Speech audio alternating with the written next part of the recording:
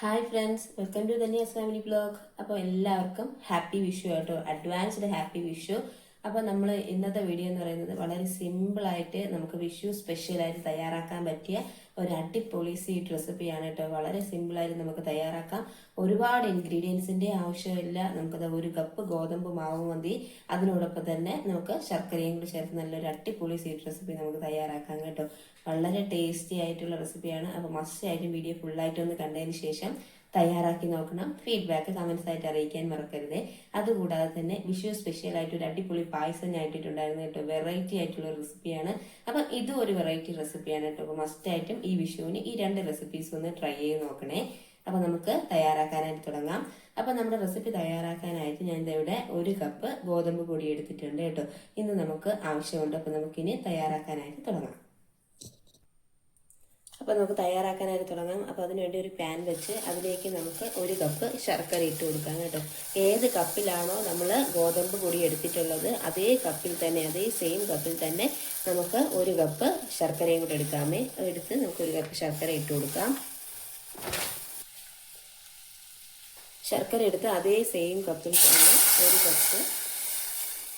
ഒരു കപ്പ് വെള്ളവും കൂടെ ഒഴിച്ച് കൊടുക്കാം കേട്ടോ. ഒരു കപ്പ് വെള്ളവും കൂടെ ഒഴിച്ച് നമുക്ക് ശർക്കര നല്ലോണം ഒന്ന് ശർക്കര പാനി റെഡിയാക്കി എടുക്കാമേ. ഈ മീഡിയം ഫ്ലെയിമിൽ ഇടുക. മീഡിയം ഫ്ലെയിമിലിട്ട് നല്ലൊരു ശർക്കര പാനി നമുക്ക് തയ്യാറാക്കി എടുക്കാം.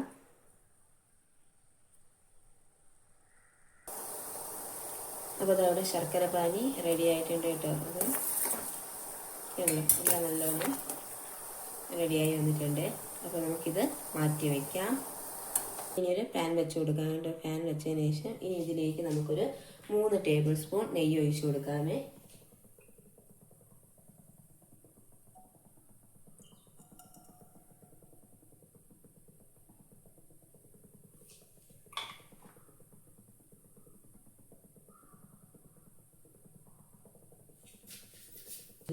ഇനി ഇതിലേക്ക് നമ്മൾ എടുത്തു വെച്ചിട്ടുള്ള ഗോതമ്പ് പൊടി നമുക്ക് ഇതിലോട്ട് ഇട്ട് കൊടുക്കാമേ. ഇതിലോട്ട് ഇട്ട് കൊടുത്ത് നമുക്ക് ഈ നെയ്യിലിട്ട് ഗോതമ്പ് പൊടി നല്ലോണം ഒന്ന് വറുത്തെടുക്കാം കേട്ടോ.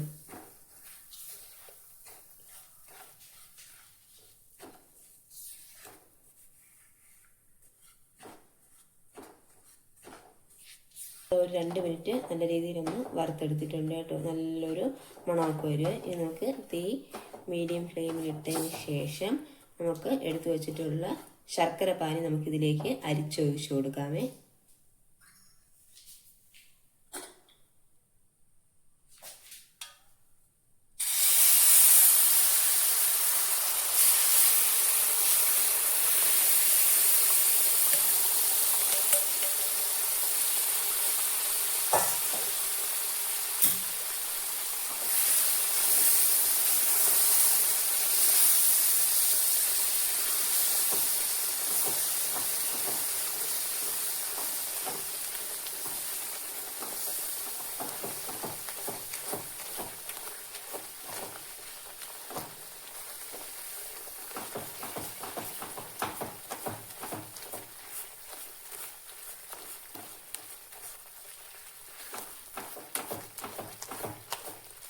ഇത് ശർക്കര പാനി അരിച്ച് തന്നെ ഒഴിച്ചു കൊടുക്കണം കേട്ടോ. അപ്പോൾ ശർക്കര പാനി അരിച്ച് ഒഴിച്ചു കൊടുത്തതിന് ശേഷം തീ ലോ ഫ്ലെയിമിലിട്ടിട്ട് ഇതേപോലെ നമുക്കങ്ങ് ഉടച്ചു കൊടുക്കാം കേട്ടോ. കട്ടകളായി കിടക്കുന്ന ഗോതമ്പിനെല്ലാം നമുക്കിത് ഇതേപോലെ അങ്ങ് ഉടച്ചു കൊടുക്കാം.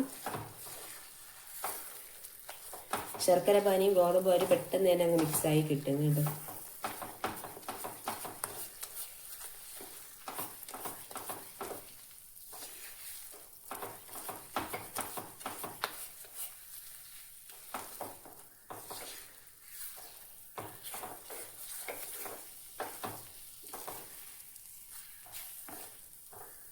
നമ്മൾ ശർക്കരയും ഗോതമ്പുമായിട്ട് നല്ല രീതിയിലൊന്ന് മിക്സായി വന്നിട്ടുണ്ട്.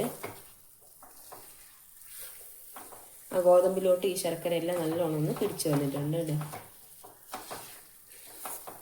ഇനി നമുക്കിത് കുറച്ച് സമയം നല്ല രീതിയിലൊന്ന് ഇളക്കി കൊടുക്കാം. ഇളക്കി കൊടുക്കുമ്പോഴത്തേക്കും ഈ നമ്മൾ ആദ്യം ഒഴിച്ച നെയ്യൊക്കെ കംപ്ലീറ്റ് അങ്ങ് വരും കേട്ടോ. നെയ്യ് ഒന്ന് തെളിഞ്ഞ് വരും. ആ സമയം വരെ നമുക്കിതൊന്ന് ഇളക്കി കൊടുക്കാമേ.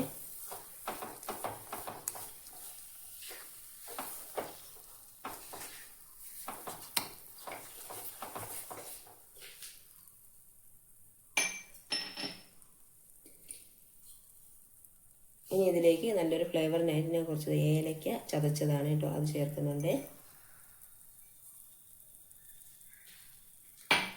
ഇനി നിങ്ങളുടെ കയ്യിൽ പൊടിയാണുള്ളതെങ്കിൽ ഒരു 1/2 ടീസ്പൂൺ ഏലക്കപ്പൊടി ഇട്ടാൽ മതിയാവേ.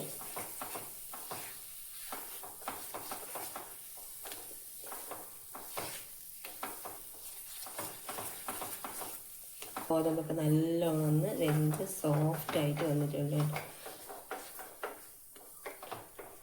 ഈ സമയം നമുക്കിതിലേക്ക് 1 ടീസ്പൂൺ നെയ്യും കൂടെ ഒന്ന് ആഡ് ചെയ്ത് കൊടുക്കാമേ.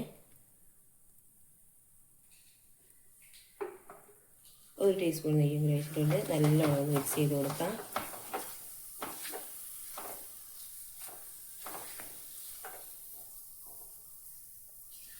എല്ലാം എത്ര സോഫ്റ്റ് ആണെന്ന് നോക്കി.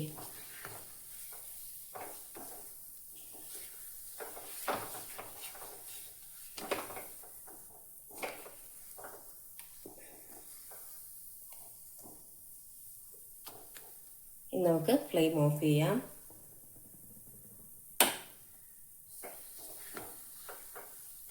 നമുക്കിത് ഒരു സെർവിങ് പാത്രത്തിലോട്ട് മാറ്റാമേ. അപ്പോൾ അതാ നല്ലൊരു അടിപൊളി സിമ്പിളായിട്ടുള്ള ഒരു സ്വീറ്റ് റെസിപ്പി ഇവിടെ റെഡി ആയിട്ടുണ്ട്. അപ്പോൾ ഈ വിഷുവിന് മസ്റ്റായിട്ട് നിങ്ങളിതൊന്ന് ട്രൈ ചെയ്ത് നോക്കണം കേട്ടോ. വളരെ ടേസ്റ്റിയാണ് കേട്ടോ. കണ്ടതല്ല, നല്ല സോഫ്റ്റ് ആയിട്ടാണ് ഇരിക്കുന്നത്.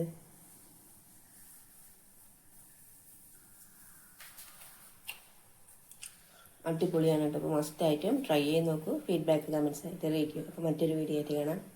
Ta-da!